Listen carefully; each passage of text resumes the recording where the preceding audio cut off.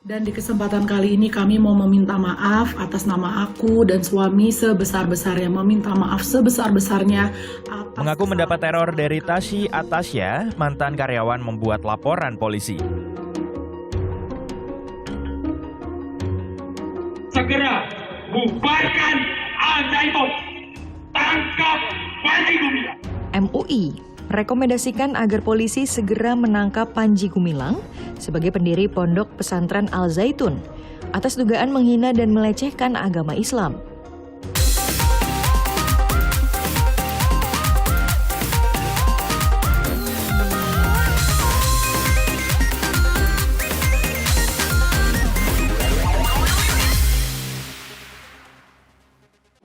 Kesempatan kali ini kami mau meminta maaf atas nama aku dan suami sebesar-besarnya, meminta maaf sebesar-besarnya. Aku jujur benar-benar minta maaf banget. Selebgram dan YouTuber Tasyi Atasya dilaporkan mantan karyawannya ke Polda Metro Jaya pada 21 Juni atas dugaan tindakan tidak menyenangkan. Laporan ini adalah buntut dari rentetan masalah antara mantan karyawan dengan Tasyi.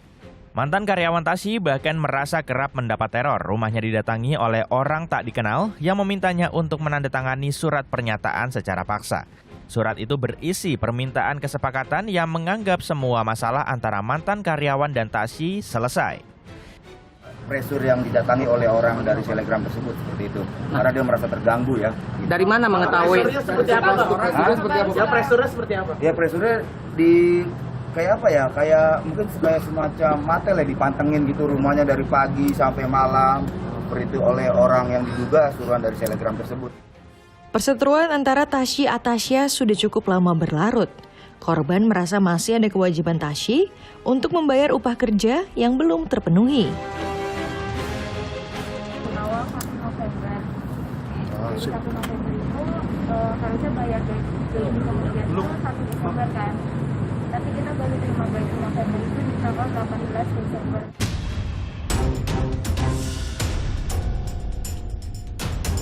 Namun pernyataan itu sontak dibantah Tasyi. Tasyi menyebut tudingan tak digaji dan teror hanya karangan belaka. Asumsi mereka ada pemaksaan. Bohong. Maksudnya pemaksaan tanda Bohong. tangan atau apa? Saya bahkan ada salah satu yang nggak saya undang datang sendiri malam-malam di luar rumah. Oh, itu berarti Cukup kebohongan itu, Mas. Oh, Cukup. oke. Berarti maksudnya Cukup. Oke. Sudah cukup. Atas pelaporan ini, pihak Tasyi menyebut akan melaporkan balik dengan kasus dugaan fitnah.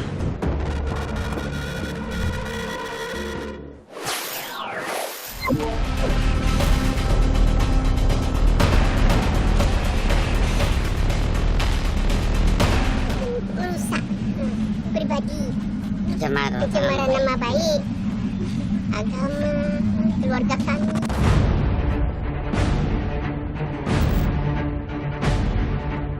Warga Bukit Tinggi, Sumatera Barat digegerkan dengan kasus dugaan inses antara ibu dan anak.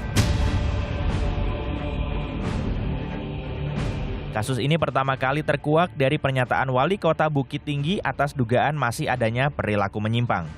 Diduga ada perbuatan salah satu anak di dalamnya itu yang melakukan hubungan dengan ibunya. Lalu saya tanya langsung kepada anak, si anak menyampaikan hal yang sama dan itu mengagetkan saya. Perbuatan ini harusnya tidak terjadi lagi di tengah masyarakat kami. Itu sekitar 3 bulan yang lalu. Dan sampai saat ini, kasus ini sedang dalam penyelidikan. Belum ada keterangan dari Polresta Bukit Tinggi menyatakan bahwa ini hoax, ini bohong. Belum pernah ada. Namun pihak keluarga yang diduga melakukan inses membantah apa yang disampaikan oleh Erman. Tak terima dengan tuduhan itu, keluarga melaporkan atas dugaan pencemaran nama baik. Pihak keluarga menyebut pelaku yang menceritakan kejadian inses kepada wali kota mengalami gangguan jiwa. Ada isu apa tuh namanya? Tentang pencemaran nama baik gitu. Inses. Apa bu katanya bu? Anak sendiri berhubungan intim dengan ibunya, ibu kandungnya. Padahal tidak ada. Sampaikan tadi bahwa Azhar ini memang kondisi kejiwaannya memang nggak stabil. Jadi kadang apa yang disampaikannya sekarang 10 menit lagi beda-beda. Jadi kita nggak bisa pegang angka.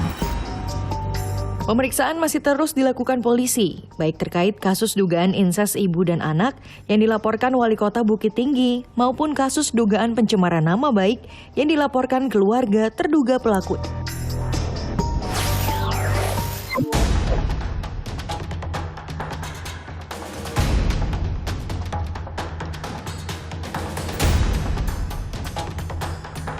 Alwi Hussein Maulana, terdakwa kasus dugaan revenge porn mantan kekasih, dituntut hukuman maksimal 6 tahun penjara dalam pengadilan pada Rabu 28 Juni.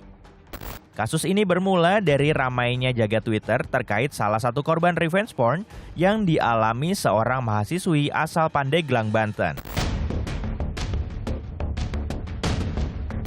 Keluarga korban terpaksa membuka aibnya melalui utasan ini karena merasa dipersulit dalam proses peradilan. Keluarga menjelaskan awal mula menerima pesan berisi video asusila korban pada 14 Desember 2022. Pada 15 Desember, keluarga kembali menerima telepon dari seorang yang menjelaskan terkait pesan video yang diterima. Keesokan harinya, keluarga korban terkejut karena video tindakan asusila telah tersebar di media sosial. Karena desakan keluarga, korban akhirnya mengakui adanya tindakan asusila, pemerasan, penganiayaan, dan ancaman pembunuhan. Keluarga akhirnya melaporkan kasus ini ke polisi dan pada 21 Februari 2023, pelaku Alwi Hussein Maulana ditahan polisi. Selama proses peradilan, keluarga terkejut karena tiba-tiba sudah memasuki sidang kedua. Keluarga maupun kuasa hukum merasa tidak mendapat informasi mengenai sidang pertama. Lalu di pengadilan, diantar ke kejaksaan oleh jaksa penuntut itu diarahkan untuk kamu maafkan ya gitu ya, tolong kamu tolong ikhlaskan, kamu tolong lebih bijaksana. Apaan? Harusnya yang diceritakan jaksa itu teknis. Nanti begini kamu harus bisa jawab gitu. Nah artinya dari cerita adik kami itu dan kuasa hukum kami melihat ini ada yang nggak benar ini. Anehnya, dalam sidang selanjutnya, keluarga korban juga merasa diusir dari ruang sidang. Keluarga juga merasa mendapat intimidasi dari pihak jaksa. Namun Kejaksaan Tinggi Banten berdalih bahwa apa yang terjadi hanya kesalahpahaman dengan keluarga korban. Katanya diusir dari ruang sidang oleh hakim, dinyatakan tertutup. Sehingga saat sidang semua pengunjung dikeluarkan dari ruang sidang. Itu oleh hakim, bukan oleh jaksa. Usai viral, keluarga akhirnya merasa kasus ini benar-benar diproses secara hukum.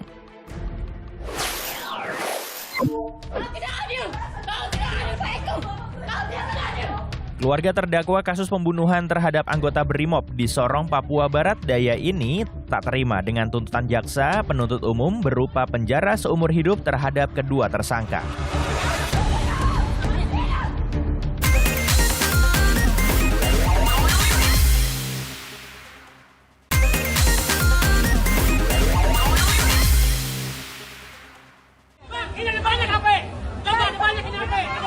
Inilah ekspresi kemarahan seorang pengunjung PRJ yang memergoki aksi pencopetan pelaku.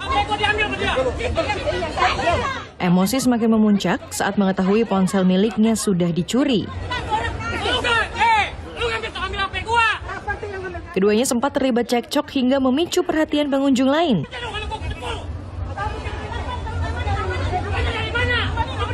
Kedua orang yang diduga suami istri ini pun akhirnya diamankan. Dari tangan mereka didapati sejumlah ponsel lain yang diduga merupakan hasil kejahatan.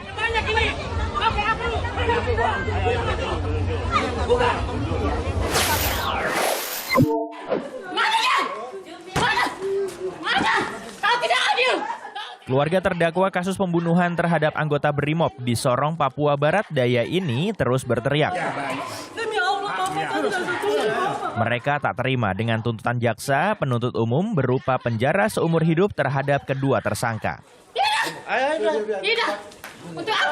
Sidang ini menindaklanjuti kasus pembunuhan Brigadir Yohanes Siahaan, anggota Brimob di Sorong yang terjadi pada 2018.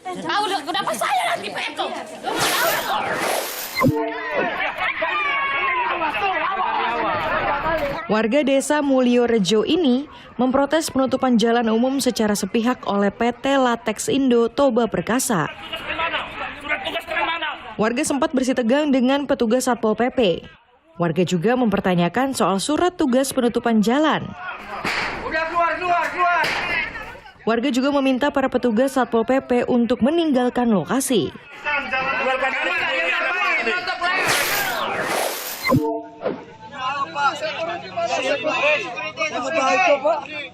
Jemaah sholat Idul Adha di Masjid Al-Azhar Kebayoran Baru berhasil menangkap seorang pencuri tas.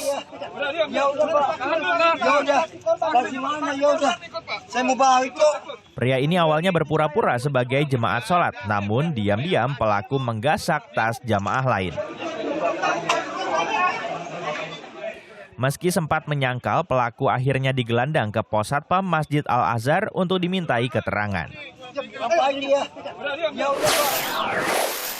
Tuhan, bagaimana ini? Kok dia mau kuasai semua? Kasihan, tolong Tuhan. Petani ini menangis histeris karena tanaman jagungnya rusak.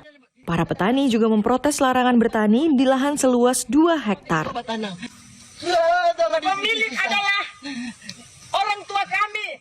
Atas peristiwa ini, para petani mengaku telah melaporkan ke polisi. Kenapa kau tidak kasih tahu tadi? Kenapa? Kenapa tidak kasih tahu, Kak? Seorang ayah tega memarahi dan menganiaya 2 anak kandungnya. Hal ini bahkan dilakukan sambil merekam kejadian. Pelaku mengaku tidak terima kedua korban dibelikan baju oleh ibu mereka yang adalah mantan istri pelaku. Kenapa? Tidak terima anaknya dianiaya, ibu korban mengunggah video itu ke media sosial. Polisi akhirnya menangkap pelaku.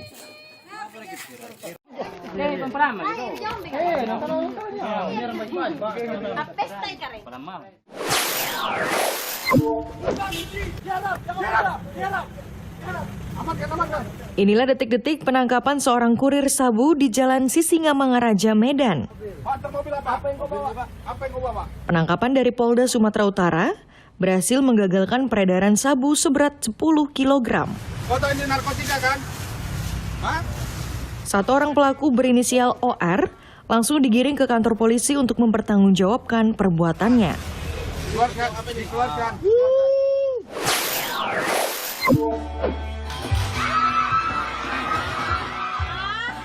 Para pelajar SD Negeri Bunisari ini tiba-tiba jatuh terperosok saat menyanyikan lagu syukur.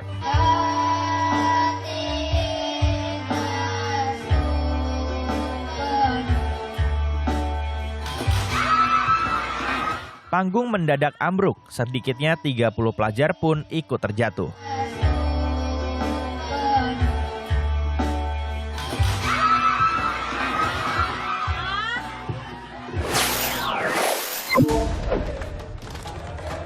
Terhormat Bapak Mahfud MD, Menko Polhukam, segera bubarkan Al-Zaitun.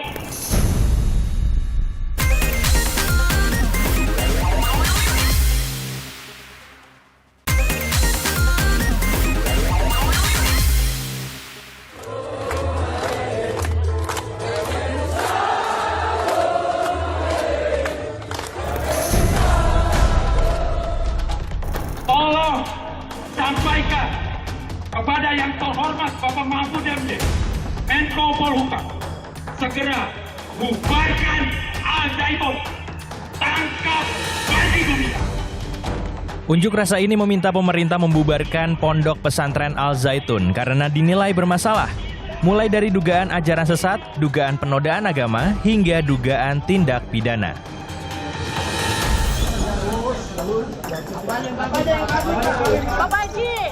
Dalam pemeriksaannya dengan MUI, Panji Gumilang juga dinilai tidak kooperatif. MUI bahkan merekomendasikan agar polisi segera menangkap Panji Gumilang sebagai pendiri Pondok Pesantren Al-Zaitun atas dugaan menghina dan melecehkan agama Islam. Panji juga diduga berafiliasi dengan NII. Sudah tidak ada lagi hal yang diragukan bagi pemerintah untuk masuk ya melakukan pembinaan kepada Mahat Al-Zaitun dan kepada Panji Gumilang. Sekali lagi itu adalah sebagai pribadi yang harus mempertanggungjawabkan ucapan dan tindakannya secara hukum. Dan mantan pengurus Ponpes Al-Zaitun akhirnya melaporkan Panji Gumilang ke Bareskrim Polri. Tujuan kami tidak hanya untuk menghentikan langkah Panji Gumilang, tapi kita ingin melihat ada proses hukum, ingin ada keadilan, bahwa tidak ada yang kebal hukum.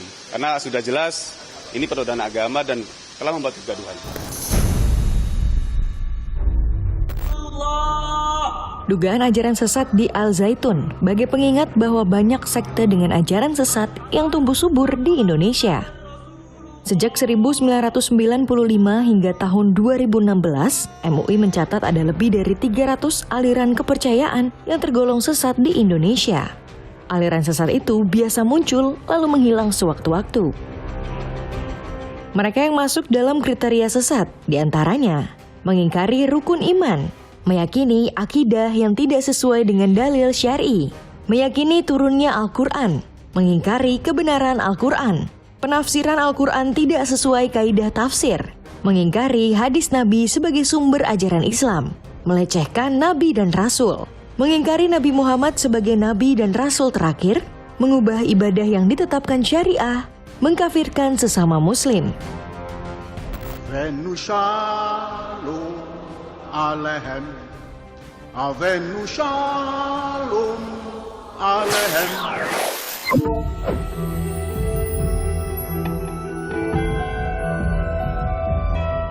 Lia Eden dikenal kontroversial lantaran aliran kepercayaan yang dibagikannya menganut 3 agama samawi, yakni Yudaisme, Kristiani, dan Islam. Lia Eden juga menyatukan dengan agama-agama besar lainnya termasuk Buddhisme, Jainisme, dan Hindu.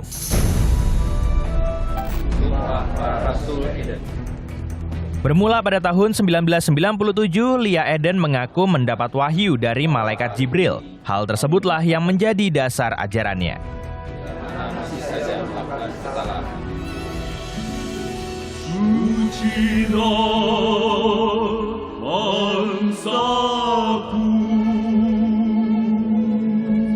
Kelompok Salamullah memegang kepercayaan bahwa setiap agama adalah benar. Kelompok yang diketuai Lia Eden ini kemudian dikenal sebagai kaum Eden.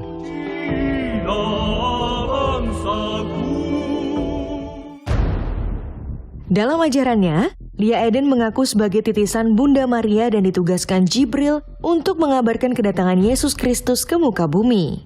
Lia Eden meyakinkan para pengikutnya bahwa dirinya adalah seorang Imam Mahdi, sosok yang diyakinkan akan menghancurkan kezaliman di akhir zaman. Lia Eden juga menyatakan sholat dalam 2 bahasa adalah sah, menghalalkan konsumsi babi, hingga melakukan ritual nyeleneh. Atas ajarannya yang dianggap menyimpang ini, MUI menilai sekte Lia Eden sebagai sekte sesat. Lia Eden lalu ditangkap atas tuduhan penistaan agama. Lia Eden dipenjara 2 kali. Pada tahun 2006, Lia Eden divonis 2 tahun penjara oleh PN Jakarta Pusat. Pada tahun 2008, Lia Eden dan pengikutnya kembali ditangkap polisi dan divonis 2 tahun 6 bulan penjara.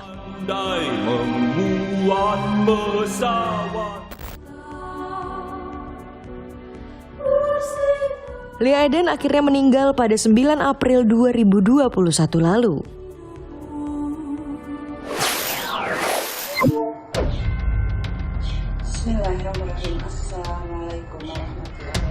Tahun 2018, warga di Serang, Provinsi Banten juga heboh dengan sebuah komunitas yang menyatakan diri sebagai kerajaan baru, namun membungkusnya dengan citra religius. Adalah kerajaan ubur-ubur yang menjadi nama resmi sebuah komunitas keagamaan. Komunitas ini dipimpin Aisyah Tusalamah yang mengaku sebagai jelmaan Nyi Roro Kidul. Selain diduga sesat dan melecehkan agama, pemimpin kerajaan ubur-ubur mengaku bisa menarik harta karun yang berada di sejumlah tempat. Atas kontroversi ini, MUI akhirnya menyatakan sekte yang dipimpin Aisyah Tusalamah sesat dan menyimpang dari ajaran Islam. Kemudian tanggal 13 kita selesai, kemudian tanggal 15 kita rapat. MUI rapat pleno. Semua ahli MUI hadir. Apa yang dibahas dalam rapat? Pertimbangan di dalam rapat ada 5 pernyataan keyakinan dari Aisyah Tusalamah Baiduri Intani sebagai raja kerajaan ubur-ubur itu sesat menyesatkan. Dalam pertemuan dengan polisi, perwakilan MUI Pusat dan perwakilan masyarakat, pemimpin kerajaan ubur-ubur Aisyah Tusalamah mengakui kesalahan tentang keyakinannya. Namun meski telah meminta maaf, polisi tetap melanjutkan proses hukum terhadap Siti Aisyah. Pemimpin kerajaan ubur-ubur ini akhirnya divonis 5 bulan penjara oleh Pengadilan Negeri Serang.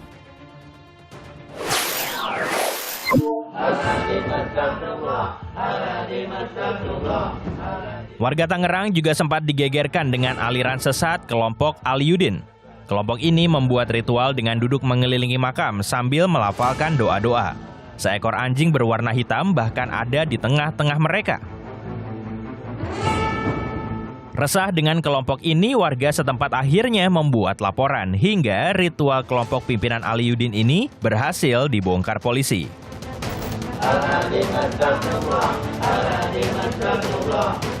Dari penelusuran ada sebuah ruangan dengan 3 makam di dalamnya. Namun setelah dibongkar, makam itu ternyata palsu. Aliyudin sengaja membuatnya sebagai bagian dari ritual. Mohon maaf sebesar-besarnya. Kalau ada kesalahan saya, minta maaf. Setelah didatangi aparat, Aliyudin mengakui bahwa kegiatannya tidak sesuai dengan kaidah Islam. Meski terbukti melakukan aktivitas menyimpang, namun MUI menyatakan apa yang dilakukan sekelompok orang ini bukanlah aliran sesat. Mereka justru dianggap perlu mendapat pendampingan agama agar tak lagi menyimpang dan melakukan kajian sesuai ajaran agama Islam. Informasi tadi mengakhiri Pop News hari ini. Jangan lupa tetap saksikan Pop News setiap hari Sabtu dan Minggu pukul 9 lewat 30 menit waktu Indonesia bagian Barat. Tentunya hanya di Kompas TV. Terima kasih dan sampai jumpa.